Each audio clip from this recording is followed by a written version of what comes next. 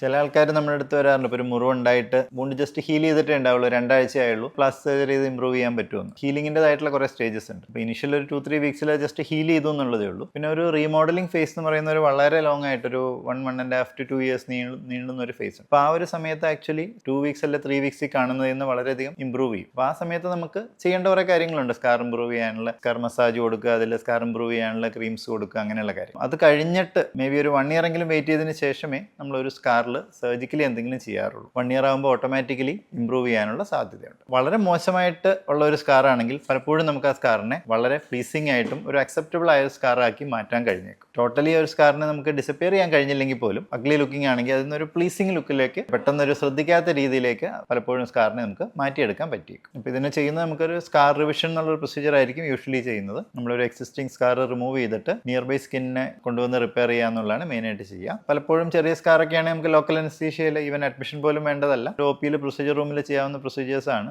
വളരെ എക്സ്റ്റെൻസീവ് വലിയ സ്കാർ ആണെങ്കിലും പലപ്പോഴും അഡ്മിഷനൊക്കെ വേണ്ടി വരുള്ളൂ. സർജറി കഴിഞ്ഞിട്ട് വളരെയധികം ഒരു കെയറും പലപ്പോഴും വേണ്ടി വരാറില്ല. നമ്മൾ അത്യാവശ്യം ക്ലീൻ ആയിട്ട് മെയിൻറ്റെയിൻ ചെയ്യുക. അതിൽ കൂടുതൽ വലിയൊരു പോസ്റ്റ് ഓപ്പറേറ്റീവ് കെയർ ഒന്നും ആവശ്യമില്ല. പ്രോബബ്ലി ഒരു നെക്സ്റ്റ് ഡേ തൊട്ട് ജോലിക്ക് പോകാനൊക്കെ പറ്റുകയും ചെയ്യും, യൂഷ്വലി സിമ്പിൾ സ്കാർ റിവിഷനൊക്കെ ആണെങ്കിൽ.